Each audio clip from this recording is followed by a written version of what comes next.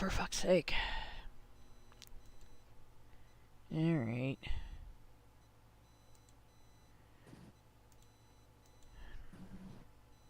Are you going again? Yeah, I don't know if I can start a new YouTube in the middle of the show. A new YouTube stream in the middle of the show. I got a notification for it. Is If it, that is it, means something. Richard Beer says first, so I guess we do have a new stream. Oh. Alright. Does it do that automatically, does it? Is it... Yeah, Why it's the right, hell it did it's that? right there already. That's weird. Is it the same stream? No, it's a separate stream. What the ever fucking fuck? Okay, so I don't understand, but I'm betting our Rumble stream is uninterrupted. Let's see what the... I've been neglecting the Rumble chat too. I'm sorry, guys. It was... You dropped on Discord as well, so if your internet It's went my out... internet. It's probably my internet. I'm guessing it dropped out on Rumble as well. You might want to check if that's still going. Hey... Let's see.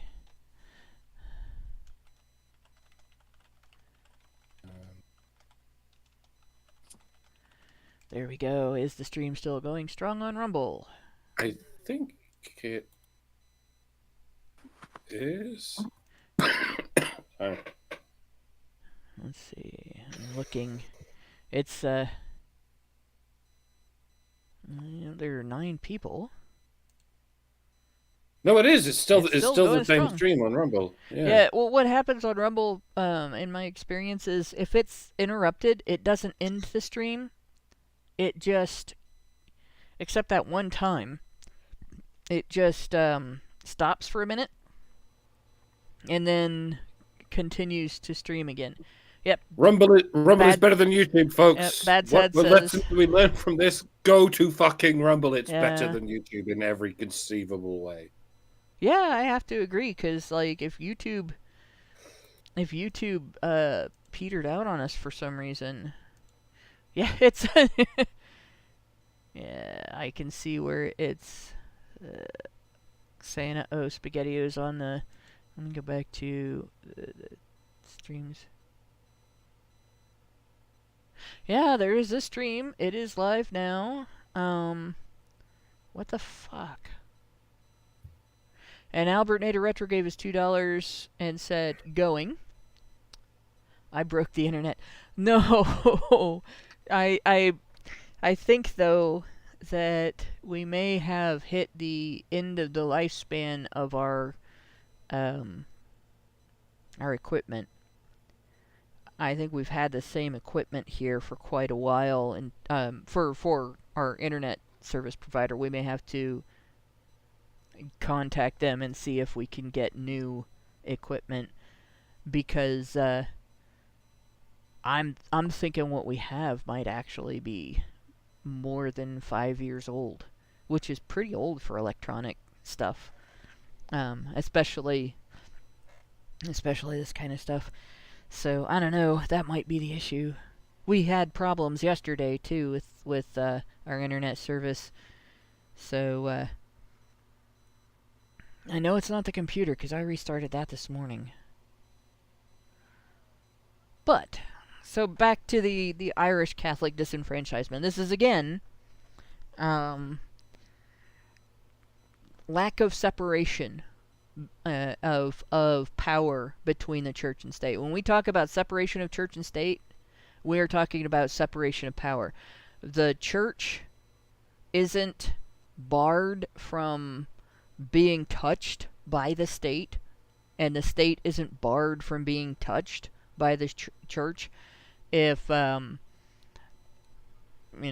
somebody in Congress says a prayer before they make a decision, in their head before they make a decision, they're not violating the separation of church and state, right? Just like if the people that are accused of demon worship in our Congress here in the United States do a ritual before they go in and do their job, and that's their guide or whatever, or they think that it gives them some level of power or whatever. They're not violating the principle of separation of church and state. But if they tell you that you have to participate, or if they decide that laws have to be passed so that you have to follow their religious practices. For instance, some religions prohibit the consumption of alcohol, and other religions require the consumption of alcohol at some times. Which one should have the power in the state to tell people that you have to follow their religious tenets and beliefs, right? So that's where the separation is. The church is not allowed to use the power of the state to make you practice the church's religion, and the state is not allowed to kill the church or choose which church the country is run by. Like there should not be a church running the country. Albert Nader Retro gave us $2 and said the TVA found us. The Badgerverse is doomed. Yes, that is what happened. I'm going with that story. They came along and tried to get rid of me. So there's a whole series of acts here. I'm not going to get into all of them, but among other things, they couldn't vote, they couldn't hold office. There was actually a law passed to restrain foreign education. And then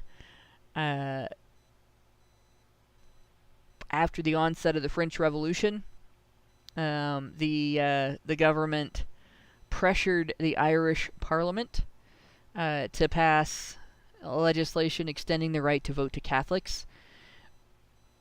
It's like these people might get pissed enough to be violent, so we have to. At what point in Irish history were Catholics not allowed to vote? That doesn't make any sense. Yeah, from 1727 to 1793. Ireland's always been Catholic. No, predominantly. No. No. Ireland hasn't even always been Christian. Well, for a bloody long time it has, hasn't it? Yeah. For a long time it has. But no, there's a whole conflict, historical conflict before Ireland became Christian and everything. There's a whole headbutting between the old religions and the new religion. So, and then you had when Catholicism took over, it took over hard, but at the same time, when England took over, it took over hard as well. And the conflict between Protestants and Catholics in England had a profound effect on the politics of Ireland because of the English dominance of Ireland. So this is all a law that was that came out of that. But I have some links. So once the timeline becomes publicly available, people will be able to go and read more about this disenfranchisement. What was interesting to me, and the point of me putting it on here this early before going over, here's how voting rights in Ireland evolved over time. We're still in the 40 shilling franchise, but at the same time, we now have an entire religion being just barred from voting, and that actually took out most of the potential voters in Ireland. So a tiny percent of people even had voting rights at all, even smaller than anywhere else in Ireland. You could basically say that Ireland was disenfranchised by this. Albert Nader Retro gave us $2 Canadian, said, "Ha, Celts, butting heads, Irish, haha." Yep. Well, I mean, it's not like, we're stubborn people or anything. Most of my ancestors are pretty fucking stubborn. That's why I'm not dead. Then we'll go up to, we're still at 317 years ago from today, or from right now. So May 1st, 1707, the Acts of Union between the UK and Scotland take effect. And we'll open that up. There will be a brief discussion here, or a brief description here. Right? This is all stuff that's taking place prior to the American Revolution, prior to the French Revolution, and so on. So this is Encyclopedia Britannica.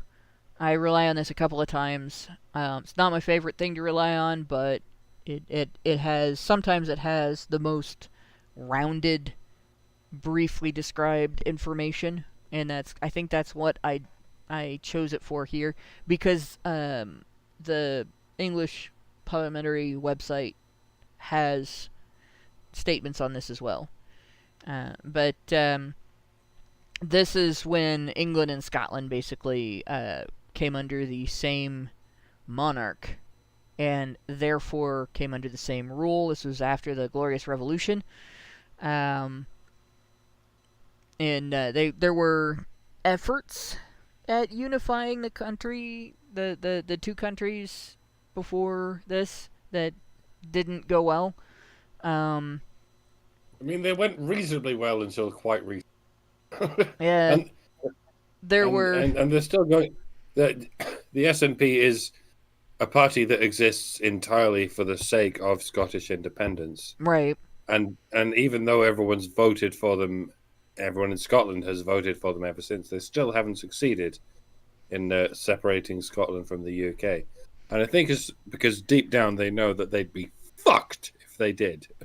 Well, this is before the part where they went reasonably well. This is the start of where they went reasonably well. But prior to that, you had a short period of time where Parliament was trying to orchestrate it, trying to settle on the logistics of it, and it wasn't happening. And then all of a sudden there was just one monarch between the two countries, and not a King of England and a King of Scotland, or Queen of England and King, or King and Queen, vice versa. There was just one. For those who don't know, I know geographically on a map it looks like Scotland is almost as big as England, and geographically it is. But most of Scotland is wasteland. It's much like the whole Rocky Mountain area of the US is unlivable. Most of Scotland, and that's why the population of Scotland is, I think, 5 million, and the population of England is 55 million, and that ratio has persisted throughout the history of both nations. So, although it looks like they're comparable nations, in terms of population, they never have been. Like there are English counties that have a higher population than all of Scotland. There are cities in the United States that have a higher population than all of Scotland. Actually, there are multiple cities. They're that's so tiny. But then again, like, we're talking about a much larger area of land. There are states in the United States that are bigger than the entire United Kingdom. So larger land masses than the entire United Kingdom. So there you go. But yeah, I'm not gonna get into the whole discussion here, other than what I've said. Basically, like, there was the two countries were trying to unify when they got down to a point where there was one monarch and not a separate monarchy between the two countries, and that pretty much created a circumstance of, well, now we have to, and then they got it figured out. Senior Sticks gave us $2 and said, "Wastelands can be quite nice with a disco bar." That's basically Las Vegas. Yeah. Like, Exactly. There you go. It's a good place to escape to if you're no longer interested in civilization and you just want to talk to people over the internet. But conversely, they have bad internet out in the wastelands. Yeah. So this there's this balance of if you want to get away from cities as far as possible, but you also want good internet access. You have to find this balance. Yeah. You have to find this halfway point where you don't have to deal with cities, but you still have good internet. Oop. That's what And we're that's all. That's what we're all looking for. There we go. All right. So, now, in the context of things that are still happening at this point, right? The Irish Catholic disenfranchisement is going on. There has been this act of union between the UK and Scotland. The East India companies, British and Dutch, are still duking it out. The French East India Company is still competing. The Enlightenment is still in progress. We have the Boston Massacre in the United States, in the colonies. So, this is...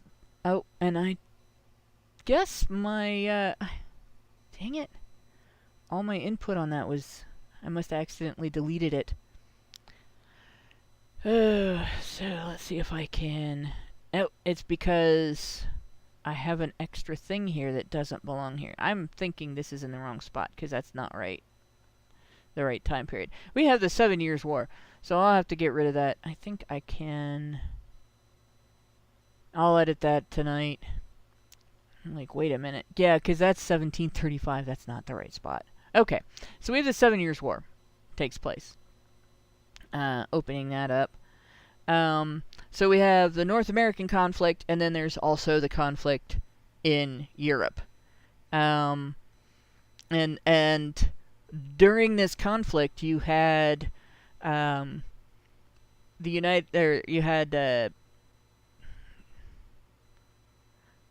don't know that it was called the United Kingdom yet, but you had Great Britain and France were fighting over a whole set of issues, including Canada, the territories in Canada.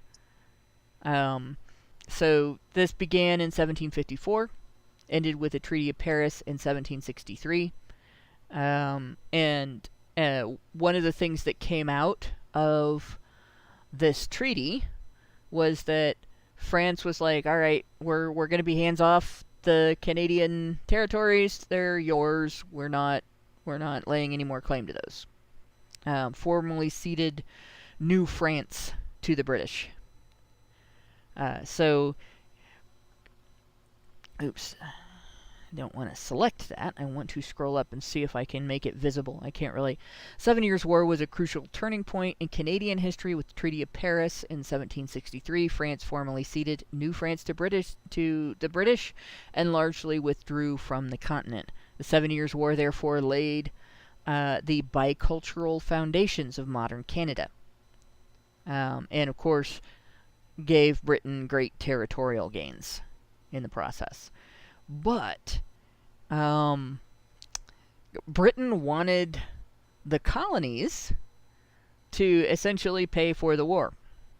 And this did not go well. So we have the Stamp Act. This was 1765. And I thought I had a link in here for this as well. I mean, hopefully I haven't, created duplicates more than once here. See if it's up here as well. Yeah. Proclamation of 1763. Britain's victory over France in the 7 Years' War. The first thing that Britain did was establish 3 new mainland colonies. Started establishing... what are we looking at here? I saw my name in the chat and I'm like, what's going on? Is it shutting again? But no, it's just ego bolstering.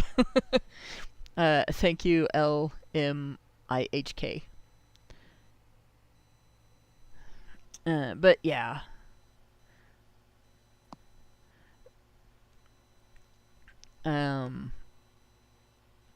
So among other things that happened, land was given to soldiers that fought in the wars, banned settlement west of the Appalachian Mountains, ceded a large part of what is currently the United States to what is currently Canada, making it part of territory, I believe, that was all labeled Quebec. We have... there we go. The Sugar Act, which reduced but began enforcing existing taxes. So the taxes were higher before, but they weren't really forcing people to pay them. When they started forcing people to pay them, they beefed up the Navy in the colonies. And then the colonies then had a reduced ability to trade in several areas because of these taxes. So that happened like... This stuff all happened in rapid succession right after. Parliament takes control of the colonial currency system. There are other currencies in use in the colonies. Now they are of no value, basically. And it creates a situation where the colonies, which already have a trade deficit with the mainland, are now unable to catch up. And then the other thing was they passed a guilty until proven innocent standard for suspected smugglers. And they imposed juryless courts. So it made it, if you were accused of smuggling, you were essentially jailed for smuggling, or worse. Because again, back then, during that point in time, if you were arrested for a crime, you could be just simply forced into indentured servitude, and not just put into a prison for a while. So this was not just a minor, like, even today, being falsely accused of a misdemeanor and railroaded. Traffic offenses, for instance. Cop says you're speeding. You know you weren't speeding, but you can't prove it. The cop, his testimony counts as proof. It doesn't sound like a big deal until you look at some people's insurance goes up if they get one speeding ticket. Some people's job can be affected if they get one ticket, right? So, like, there are some things where it's a bigger deal. And it didn't explain the stamp. The Stamp Act actually was passed to help pay for the troops being stationed in the colonies during the war. It required the colonists had to pay a tax represented by, like, they had a stamp that they put on different things that were necessary, different forms, different documents and papers that you had to have, or some other types of merchandise. So it was a tax, and the tax was traced and documented by by the stamp, right? And so that you had these things that had been taking place all in this one little short stretch of time. All each time these things happened, the colonists got more and more squeezed by this, and more pissed off by this. Really? So Tyler Preston says he's banned from chatting on the YouTube chat. Did we? That definitely wasn't something I did, and I don't know how to fix it. That's not right. If somebody does know how to fix this, like, that probably needs to be done. Otherwise, I'll have to figure out not during a show how to do that. But YouTube sucks. Just yeah, don't bother with YouTube. Go to Rumble, for fuck's yep, sake. yep. We definitely our Rumble stream did not go down. In our Rumble stream, it did slow down, I guess. But yeah, it seems to be going strong. So it's not the first time this is happening. I wonder if YouTube's doing it. I've had some people that I've had to whitelist to make comments. We had some commenters that had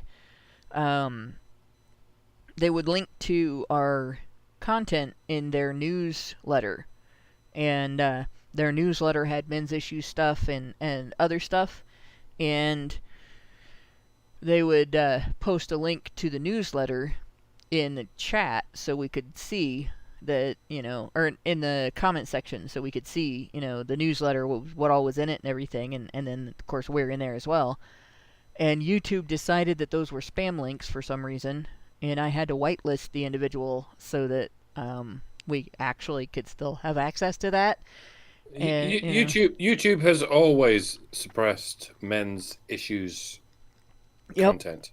Yep. Like dating back all the way to 10 years. They're still doing it with the new kids on the block, the ones I won't name, the ones y'all are all fucking complaining about. Bex, the lass who Brian has interviewed a couple of times and did a fireside chat with last week.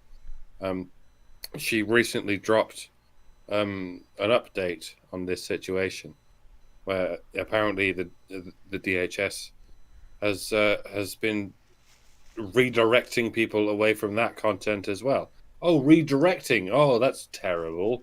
At least they haven't fucking forced you to lose subscribers every time you publish. But yeah, that's what's been going on for a long time. YouTube is run by a bunch of misandric communists. I don't know why you're still listening to us on YouTube. It sucks. Go to Rumble. Go to BitChute. Go to fucking Odyssey. Go to anywhere but YouTube. It's awful. It's a black hole of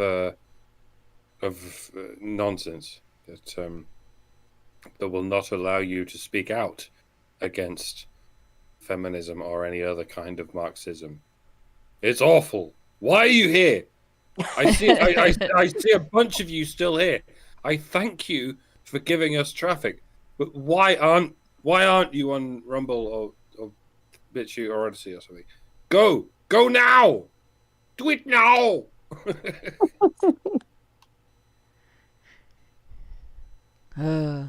While we're at it, Richard Beer gave us $5 and said, "So is your analysis of this timeline going to be a version of the website shows the entire solar system to scale, with the moon being represented by a single pixel, and then you scroll sideways to observe the scale of distance?" It's probably going to look like that as I'm going through it, because there's a lot of information on this timeline already, and I'm going to continue adding stuff to it as we go, so you might see me going back and forth in time in the future. I might get as confusing as as a sci-fi novel, but it's not all bad. It seems like if we want to understand the discussion about voting rights, women's voting rights, blaming patriarchy for the separate pathways of suffrage between men and women, and treating women like they were uniquely oppressed by disenfranchisement, we really ought to understand the historical context in which that discussion is happening. And that's mainly the reason why I'm doing this. So it's going to be a little chaotic, partly because, like I said, nailing down information on the internet that has contributed to my understanding of this, it takes a lot of time. Google is already, we know that's not a great search engine, but none of the other search engines are completely independent of it, and none of them have the extensive web crawling capacity that Google has. So I'm kind of going back and forth between Google, Brave. Brave has a search engine, Bing, DuckDuckGo, and occasionally Yahoo, trying to find, something that will give me a day instead of a year, or a vague reference, or, stuff like that. And cross-referencing sometimes just to make sure that a particular source isn't making shit up or looking at shit from only one angle when there should be a broader view of it. Geez, I forgot that even exists. I wonder if it's still around. I'll have to check. But yeah. This is the original topic, Richard. We got started on this. Topic? Yeah, yeah. This was this. We've been going back and forth on this original topic as part. I started it as part of Women's History Month in March, but when I got into discussing this, I ended up realizing, we really have to nail down some of the history, because there were some comments that we were getting back and forth, and I got comments off of outside of the actual stream from people that I got accused of being misogynistic, for instance, for pointing out that historically women could vote under the legal system, patriarchy supposedly, that we have been told throughout history didn't allow women to vote. Like, under the 40 shilling franchise, there were female voters. And we demonstrated that in a previous episode. Somebody contacted me on Twitter and gave me this nice little rant about how misogynistic I am for denying female history. Like, this is documented history. There was documentation of these female voters. They were on voter rolls. This wasn't something that I made up. There's news articles about this and everything. The documents actually have been published online and discussed online. And so, like, just getting into that, I realized we can't have the debate, women should or shouldn't vote. We can't have the debate women are or are not historically oppressed population because of the evolution of suffrage, without a history lesson, because people don't understand this history. So when y'all talk to people about this, I know I'm going detail by detail here, but when you look at the issue itself, all of this factors into that discussion. How are women oppressed by this? Right? How are women oppressed by this, the evolution of voting not focusing on women? And so we focus on black people and we create Black History Month. Mm-hmm. We focus on gay people and we create Gay Month. We focus on trans people and anything that we can grasp at, because women have done so much fucking nothing over history. And I'm not. It's true. This is. I mean, it's not even anything to do with women or blacks or gays. It's fucking communism. It's fucking oikophobia. It's fucking. Let's take the attention away from any of the people who have actually, dare I say, progressed from history to the future. Because we can't keep paying any attention to the people who have actually taken us from the Dark Ages to the modern ages, where we have all of these privileges. None of the people who have given us this are to be celebrated. They can only have had the power to give us all these privileges because of privilege or something, right? And Yeah. it's all just various iterations of communism. The people who actually help are not helping, and the people who have actually not helped, we need to thrust into the public eye, so that they can help instead of not helping like they ever have. And I know that sounds. Actually, I don't give a fuck how that sounds. Fuck you. Yeah. When you think about it, one of the things that we are revealing here, and we're revealing it over and over again, despite the fact that women had the physical strength to do not just work but heavy work, to fight, right?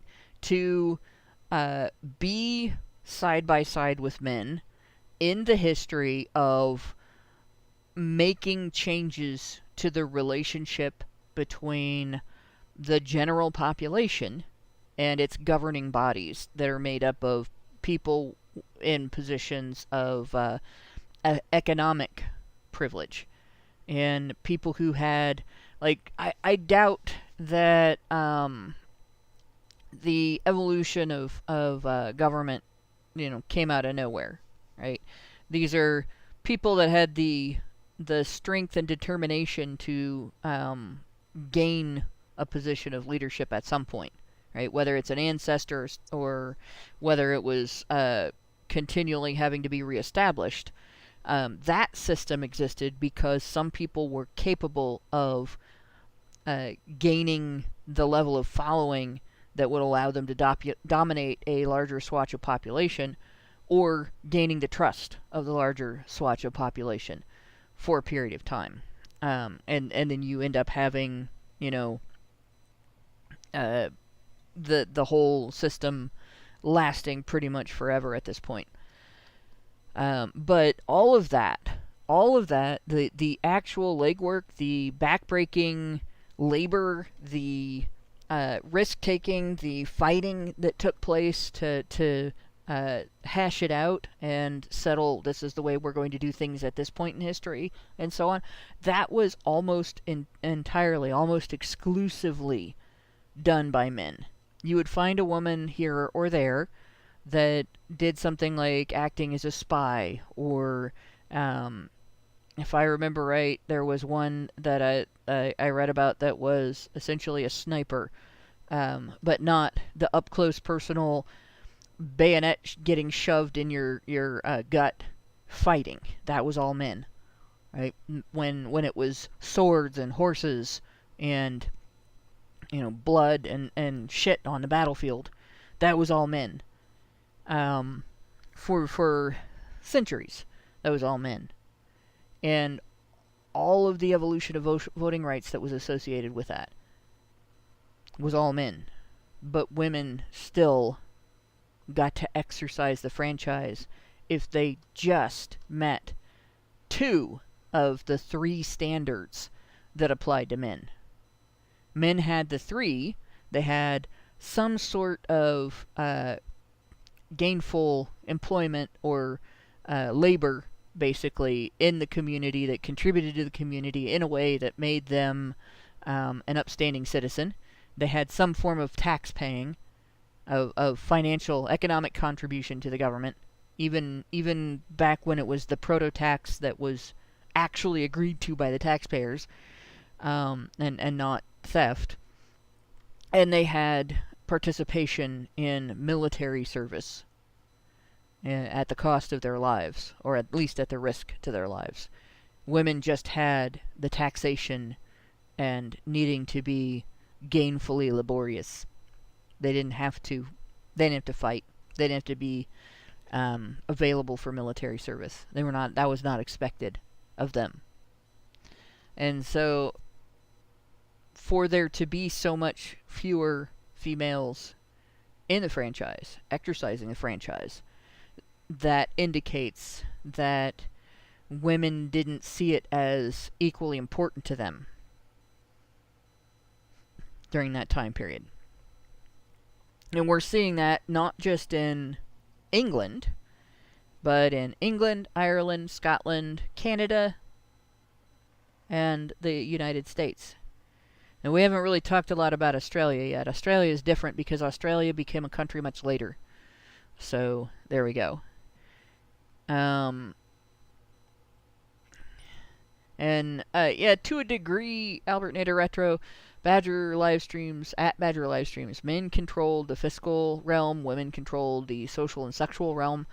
Women had a lot of economic control, actually. They had a lot of buying power, and in the lower classes, women worked because they had to. Women used to be coal miners. We showed that, women in mining companies, and it was upper class women that got upset. So, that was another previous episode. So we're not. It's not accurate to say that division was strict. We'll leave it at that. But in any case, so we have the Stamp Act, which was that taxation. We have the Proclamation of 1763, which changed where people could live, and also who was considered to be part of what set of colonies. Because if that hadn't been undone, let's say the Revolutionary War in the United States had never happened, and we didn't become a country until, God, I can't think of the name of it. It's on the timeline here, but the proclamation that also made Canada and a whole bunch of other British colonies independent. I'd be Canadian, because where I live right now, and where I grew up, where I've lived all my life, that was all part of the territory of Quebec at the time. The Proclamation of 1763 made it so. Sugar Act, like I said, that was another tax issue. The Currency Act was essentially a means of facilitating taxation. If you don't have control over what all the currencies are, it's much harder to use the kind of documentation that you need to use to prove the taxes are owed. So there was that. Then there was the Quartering Act, which basically, if British soldiers came to your house and said, "We want to stay here," you had to let them.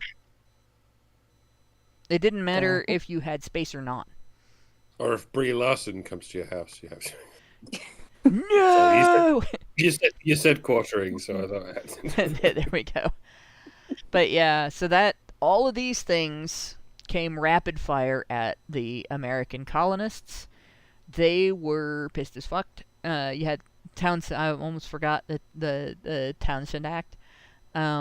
More taxes. And this is... The colonists had started manufacturing things rather than paying duties on imports. And those items then got targeted. So, and this is hard to see again. It's not showing very well. Well, it is showing alright. It's just that you can't see the top of it. So what it says at the top above where it says Benjamin Franklin is just imposed taxes on, initiated taxes on glass, lead, paint, paper, and tea to pay expenses involved in governing American colonies. So these were things that American colonists had started creating or making on their own because they didn't want to buy them from the East India Tea Company. So they wanted to buy them themselves. They expected significant profit from these taxes, right? But instead it led to boycotts. So the colonists looked at this as a violation of the no taxation without representation principle that already existed. It predated the concept of the Revolutionary War in the United States. It was a concept, we highlighted this in a past episode, barons in the UK that were objecting to being expected to pay for things that the king wasn't consulting them on. Um, they weren't getting the right of great counsel respected. It's called Magna Carta. Right? It's held in high esteem over here. They were the ones that came out with the concept of no taxation without representation. So this principle wasn't new, and it wasn't something that the royalty would have been unaware of, but that the royalty, again, was in a situation of, if you want to tell the colonists something and get a discussion back and forth, the representation factor in, it would take a year or more to get the tax through. Like, get it passed, get it paid, and everything. Because you're talking voyages back and forth across the Atlantic Ocean that take months. And every communication would then have to voyage back across the ocean to the other side to get the answer. And then that answer would have to go back and take months to get, back to the king and to the parliament. The only other option would have been for colonists to travel back and forth as representatives, make decisions based on what they felt the colonies had said, these are our interests, and then hope that they didn't get crucified for it when they went back. And so instead, the monarchy just imposed taxes on the colonies. And the colonists went, what? Wait, what the fuck? No. And they started engaging in vandalism, property damage, not marching protests, but rioting kind of protests. They became very unruly and had conflict with British soldiers and with the local government, even though that was their elected. A lot of them was their elected representatives. Some of them were appointed by the king. So that there was that going on, and of course, that led to the Boston Massacre. The Boston Massacre took place in the context of this unrest, the vandalism, the property damage, there were thefts that were taking place, there were all kinds of things, and again, one of those laws I mentioned, and I can't remember which one it was, also gave the English East India Tea Company a monopoly. You couldn't sell tea if it wasn't from the East India Tea Company, or trading company. And so this precedes a whole series of events. So there were several conflicts, and then there was a kid that got killed. Oh, go on, Mike. I didn't know about the kid that got killed. I imagine there were several kids that got killed over this, but this is the reason Indian tea even exists. There are two kinds of tea. There's the green tea we get from China, and there's the brown tea we get from India. And the only reason Indian tea exists was because the British Empire wanted to control the tea trade, and so they introduced Chinese tea to India, who developed their own kind of tea, which was the brown kind that everyone in Britain drinks today, and everyone all over the world drinks today, as an alternative to the green kind that they drink in China. Not that there aren't all kinds of people throughout the aforementioned Western world that prefer green tea. I'm among them. I'm very much a coffee drinker, but if ever I am to drink tea, it will be the green kind. It's better, in my humble opinion. But it's I don't know how ironic it is or how premeditated it is that the most popular kind of tea is the Indian kind, which was never native. Oh, it's very Dare I premeditated. say. The laws that Britain passed to give their company a monopoly in their colonies. I mean, that's pretty solidly manipulating the market, right? So yeah, it was very, very premeditated. But as to the kid that got killed, so something else to remember. Um, during this point in history, 17, like between 1750 and 1776, we're looking at a whole series of events, right? That point in history, by the time you were 18 years old, you were thought of as an adult if you were a man. Like that was we have 18 as an age of majority here, and you can get drafted in the military at 18, and you can vote and so on. But if you look at an 18-year-old in American culture, most people will see a kid, right? 16-year-olds were treated like adults back then. 15-year-olds were pretty well treated like adults. You could probably get married still at 15. A few centuries earlier, you could get married at 13. So, we're not looking at a time period where quite as many young people were considered kids. But this was an 11-year-old boy. This was a shop owner shot indiscriminately into a crowd and killed an 11-year-old boy. Let's see. Albert Nader Retro says the colonists were traitors to the Commonwealth.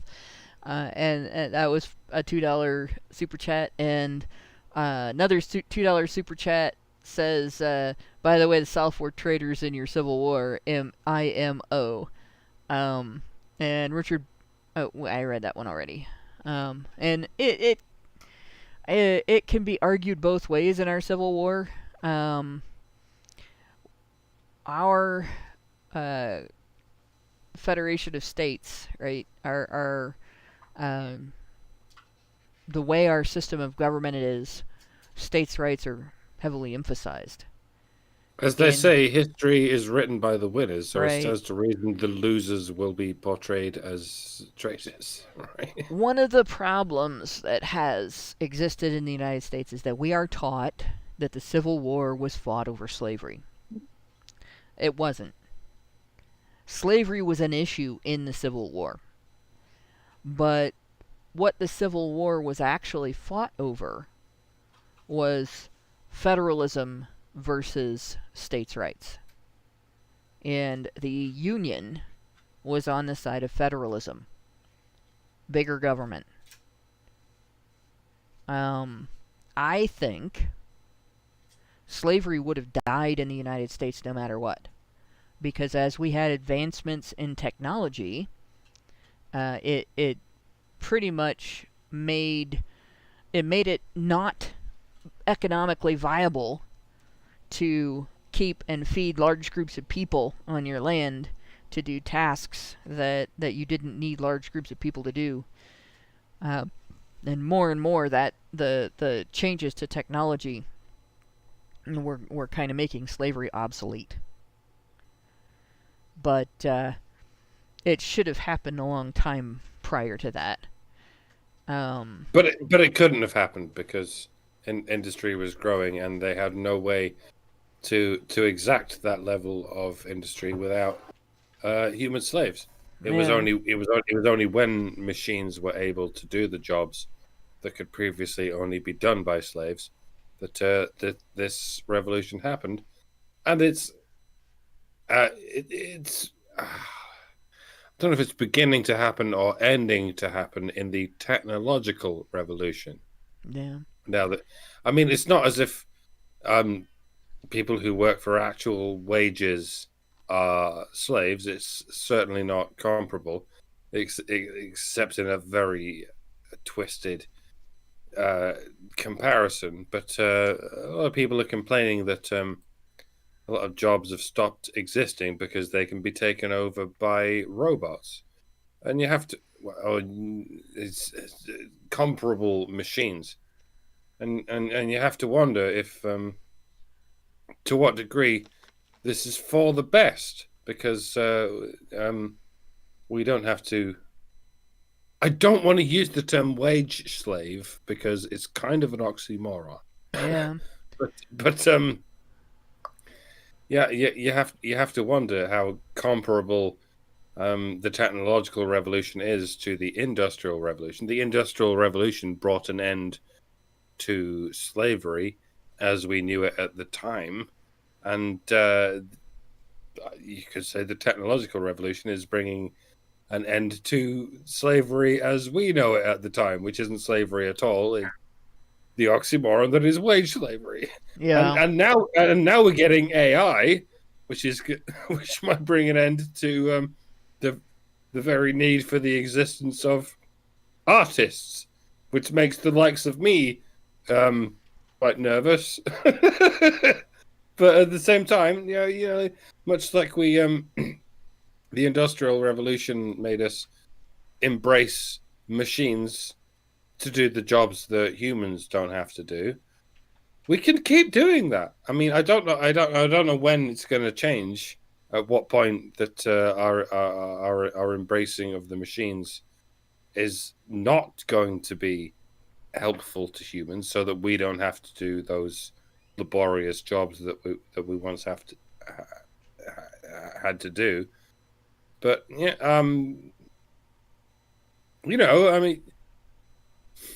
isn't the ultimate point of everything to reduce human labor so that we don't have to do it? I mean, I know that's going to leave people without shit that they have to do, and the shit that humans have to do sort of keeps us exercised, so to speak. But there's nothing stopping us from just voluntarily exercising. Right. It's the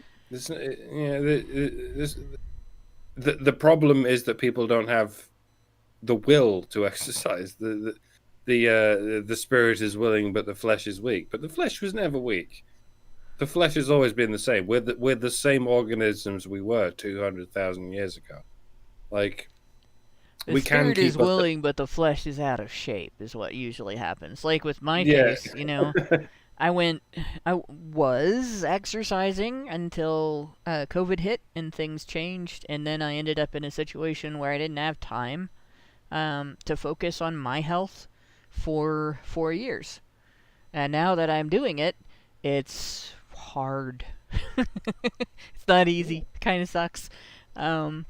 And I actually am now dealing with the weirdest sports injury I've ever had, because I can't balance on a bike ever since the concussion I had in 2019 when I was assaulted by that one chick, and so I can't go. I was using the staircase in my apartment as my home gym, but my knees are 50 years old, so that they didn't like that. And I can use a pedaler, but I wanted to use a bicycle. And I thought, well, I'll have the discipline, right? If I ride to and from work 4 miles, but I can't balance on a bike, so I bought a tricycle. Tricycles are not as stable as bicycles. I thought it would be more stable. I flipped the goddamn thing over. And like, physically, the one place that it has a dent is on the top. Why don't you ride a unicycle? Would that not be more stable? What? Wait, what? I hit a bump. That's it. I hit a bump. Going a little too fast.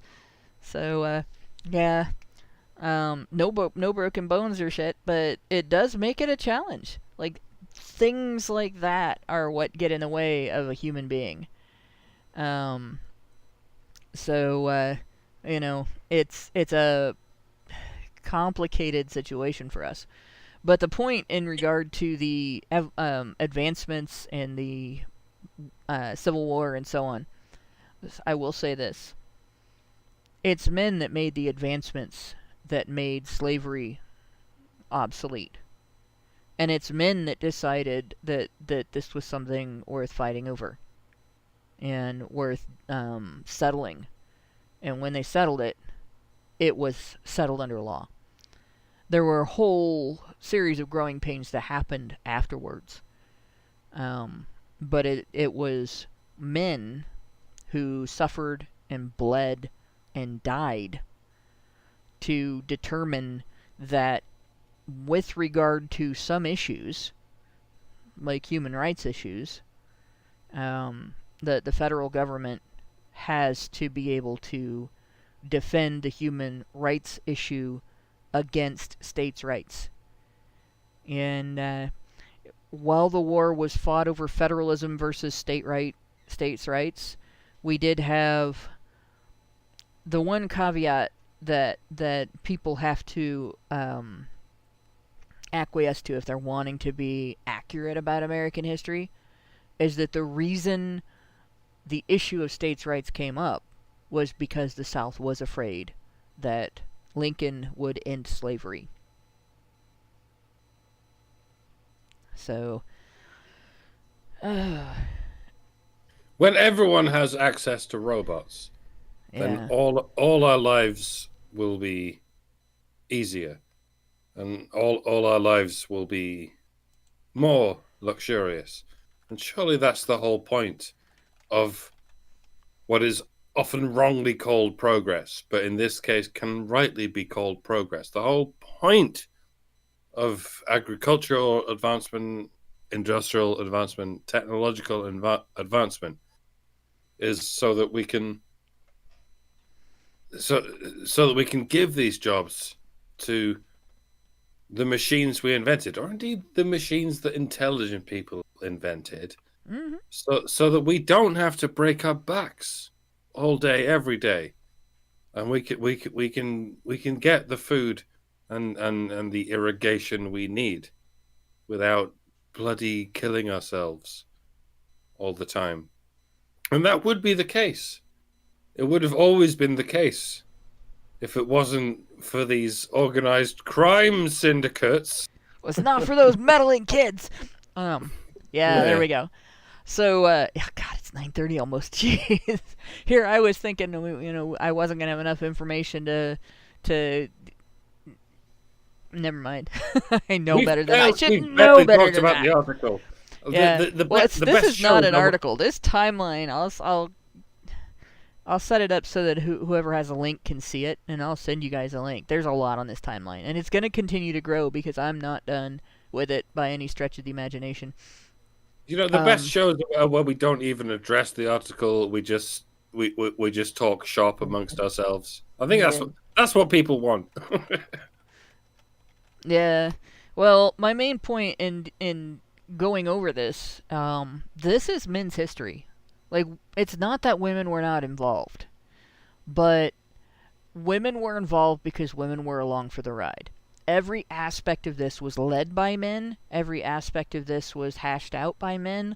Every risk involved in this was initiated by men. Women who got on board with it got on board in support of the men. Right? This was a male-directed, male-fueled time of change. Rapid and dramatic change. So, but yeah, in terms of the Boston Massacre, because of the death of the 11-year-old boy, another group afterwards rioted. Essentially, they confronted the King's Guards. Like, there was in that area there were a bunch of businesses, but there were some businesses that were specifically from England. So they were the import house. The custom house is the import house, basically. This is where the goods that were king approved were sold. And they started out throwing rocks and stuff, yelling obscenities and everything. And there was also a fire. And of course, as soon as there was a fire, there was a fire bell. As soon as there was a fire bell, there were a lot of men on the street, because who puts out the fire? They didn't have a fire department. Everybody would come running out and start a bucket brigade. So now there's a shitload of men and a handful of soldiers, and they called for reinforcements. The conflict got bigger, and at some point, one person thought they heard someone yell fire, and it might have been about the fire, or it might have been an order to fire. Well, they shot, and at that shot, then set off, all the other soldiers shooting. They all opened fire, and 5 colonists got killed. And there were several other people with various effects, including 6 wounded by the gunfire. So there wasn't necessarily a good guy in that incident, because obviously rioting, granted, the reason for the riot was anger over the death of this kid and other incidents that had been going on. There was already in an environment where there was unrest taking place. The colonists were not necessarily... they were justified in their anger, but they were not acting on it in a way that was rational and reasonable. But yeah, the other side obviously was also engaging in tyranny, and so that was not a good guy side either. More likely than not, the British soldiers were fairly young men. They may very well have been young men who were impressed into the military against their will. So, I guess here's where, full disclosure, that's in my family history. I think I've said that before. One of my earliest ancestors in the colonies was an Irish kid, like 14 years old. So they would have considered him an adult, who was impressed into the British military and shipped over to the colonies. And he fled inland, and he fled to Ohio, which is why that branch of my family ended up in Ohio. So he decided he went AWOL. Huh? I mean, a lot of us have all kinds of ancestors that, I guess especially in the New World, had all kinds of ancestors who were escaping some kind of obligations or whatever, such as the obligations to a war that they didn't give a shit about. Exactly. So that was one way, I mean, I had ancestors that were already here, so but they're not the majority of my genetic makeup. In fact, I'm only very slightly more Native American than Pocahontas, so there you go. But Albert Nader Retro gave us $5 Canadian and said, "Oh, and the War of 1812 was your first foreign affairs faux pas." No. That we are going to disagree on, because that war was fought because of the Brits attacking American ships and impressing American sailors into the British military. That was the faux pas. Like, they're not your citizens anymore. You can't do that. So, but anyway, yeah, you've been really good at keeping that trend going, by the way. Like, oh, and yeah, an ass kicking was in order at that, in that vein, and I fully support that ass kicking. Nobody should be forced into the military if they don't want to be in the military. I don't think it's good in 2 directions. First of all, it's obviously a human rights violation, in my opinion. And second of all, people who want to do that job are going to do it better. Like, I want people who are defending my freedom to be people who are doing that because they want to. And because they're patriotic and they care what happens to the country. And I think if the government didn't have the power to force people that didn't want to do it into it, and had to sell the idea to people who are guided by an interest in protecting the people they love, they would have to be much more picky about which conflicts they got into. Well, then why would anyone defend their country? Let me answer that for you, Mike. Because there's a difference between a country and a government. The reason people have dropped off the radar when it comes to defending their country is because their countries have been the concept of their country has been muddied with the concept of their government. People, if people actually can recognize the idea that their country is in jeopardy, then they will volunteer for the army of that country with enthusiasm. This has been the case for all of history, and not just as far back as World War One. Insofar as some people did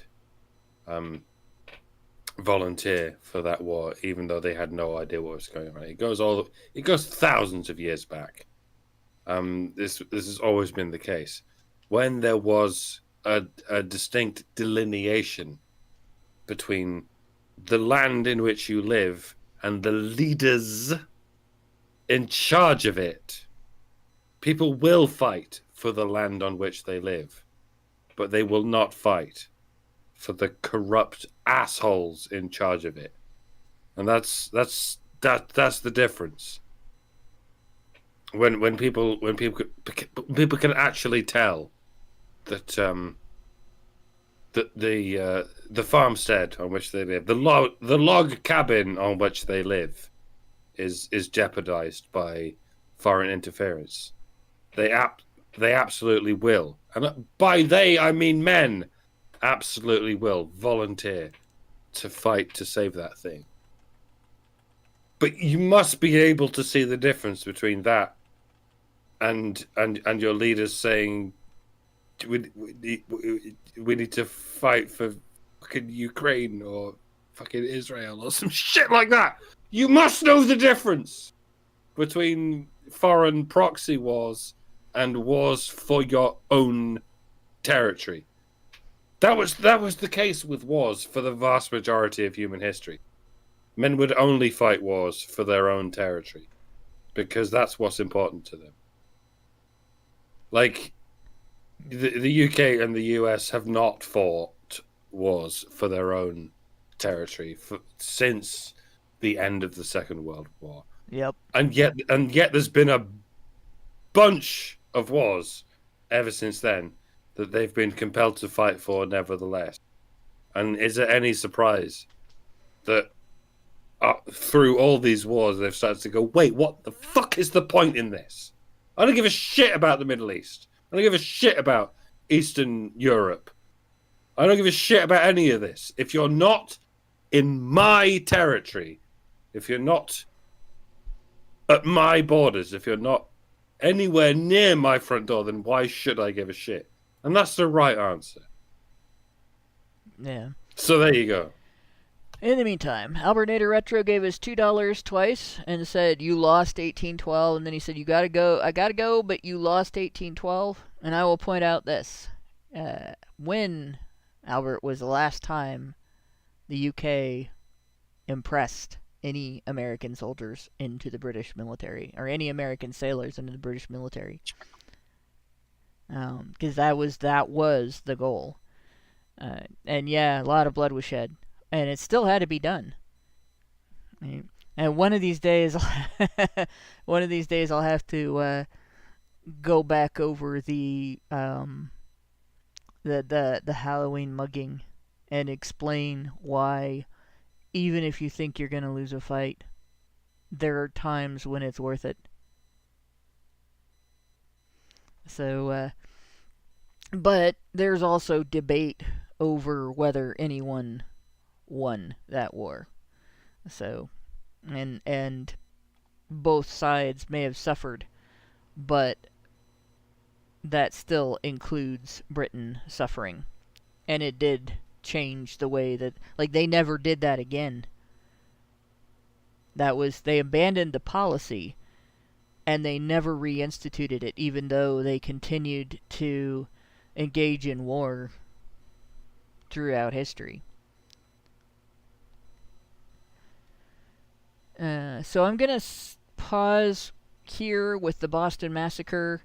Obviously, the next step is the Boston Tea Party, which is kind of a fun discussion. And there is a whole American history website devoted to the Boston Tea Party, everything that happened leading up to it, everything that happened after it. It's quite extensive. It's kind of fun. We may visit that site. We may not. But I am linking to it a lot in the